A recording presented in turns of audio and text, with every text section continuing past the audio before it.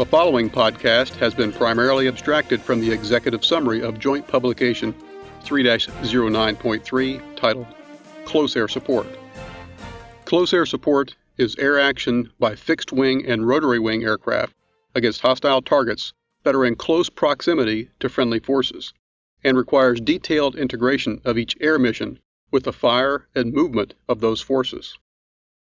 Close air support, commonly referred to as CAS, can be conducted at any place and time friendly forces are in close proximity to enemy forces. The word close is situational and does not imply a specific distance. The determining factor is the requirement for detailed integration because of proximity, fires, or movement.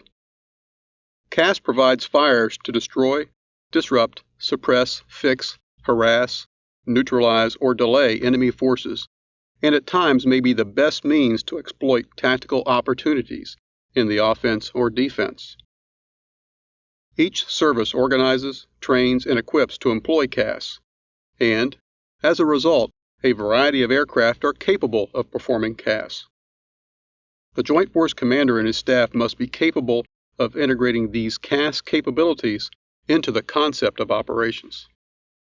For joint operations providing CAS, integration starts at the operational level during the air apportionment process. Whether conducting offensive or defensive operations, commanders plan for CAS at key points throughout the operational area. The Joint Force Commander prioritizes joint air operations for CAS to support his concept of operations. The Joint Force Air Component Commander postures aviation assets to optimize support to requesting units.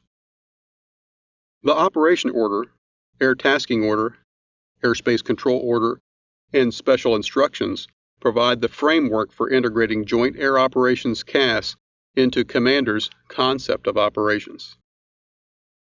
The conditions for effective CAS include thoroughly trained personnel with well-developed skills, effective planning and integration, effective command and control, air superiority, especially suppression of enemy air defenses, target marking and/or acquisition, streamlined and flexible procedures, and appropriate ordnance. Although not a requirement for CAS employment, favorable environmental conditions improve CAS effectiveness. Casualties to friendly forces caused by friendly fire are an unwanted consequence of warfare. All participants in the CAS employment process are responsible for the effective and safe planning and execution of CAS. Items which can significantly reduce the likelihood of fratricide include detailed mission planning, standardized procedures for friendly force tracking and supporting immediate air requests, realistic training and mission rehearsal, use of friendly tagging or tracking devices, effective staff, forward air control air officer and air liaison officer coordination, and sound clearance of fires procedures. CAS requires an integrated, flexible, and responsive command and control structure to process CAS requirements and a dependable, interoperable, and secure communications architecture to exercise control. Most CAS in support of joint operations is allocated and tasked via the Joint Force Air Component Commander's staff located in the Joint Air Operations Center. In joint operations, components provide and operate the command and control systems, which have similar functions at each level of command. The Joint Force Air Component Commander tasks capabilities and forces made available for joint tasking through the Joint Air Operations Center and appropriate service component command and control systems. The Air Force Forces Commander's mechanism for commanding and controlling component air and space power is the Theater Air Control System, commonly referred to as TACS. The Air Force Air and Space Operations Center is the senior element of the TACS and the focal point for the Air Force Forces Commander tasking and exercising operational control over Air Force forces. Army Air Ground System coordinates and integrates both Army component aviation support and air support with Army ground maneuver. The Army air-ground system begins at the field Army level and extends down through all echelons to the maneuver battalion. When appropriate, Army air-ground system may be clearly related to and interconnected with the Air Force TACs. Specifically, terminal attack control of CAS assets is the final step in the TACs for CAS execution, and there are both ground and air elements of the TACs to accomplish this mission. The Navy Tactical Air Control System is the principal air control system afloat and is comprised of the U.S. Navy Tactical Air Control Center, Tactical Air Direction Center, and Helicopter Direction Center. The Navy Tactical Air Control Center is the primary air control agency within the operational area from which all air operations supporting the Amphibious Task Force are controlled. The Marine Air Command and Control System consists of various air command and control agencies designed to provide the Marine Air Ground Task Force, Aviation Combat Element Commander, with the ability to monitor, supervise, and influence the application of Marine aviation's functions. The Marine Corps Forces Commander's focal point for tasking and exercising operational control over Marine Corps air assets is the Marine Tactical Air Control Center. Theater Special Operations are normally under the control of the Joint Force Special Operations Component Commander.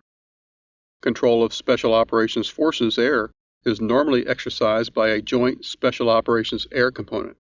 However, if a Joint Special Operations Air Component has not been designated, the Special Operations Forces Air is controlled by its service component within the Joint Force Special Operations Command. Principal organizations and personnel that support coordination of CAS for Special Operations Forces are the Special Operations Liaison Element, the Special Operations Command and Control Element, and Joint Terminal Attack Controller Qualified Special Operations Forces personnel. When all elements of the Air Force TACs, Army Air Ground System, Navy Tactical Air Control System, Marine Air Command and Control System, and the Special Operations Air Ground System integrate, the entire system is labeled the Theater Air Ground System, or most commonly, TAGS. CAS missions require a high degree of control exercised through effective communication. Communications must be flexible and responsive to ensure that links between aircraft and ground units are maintained, thereby reducing the chance of fratricide and enhancing mission effectiveness.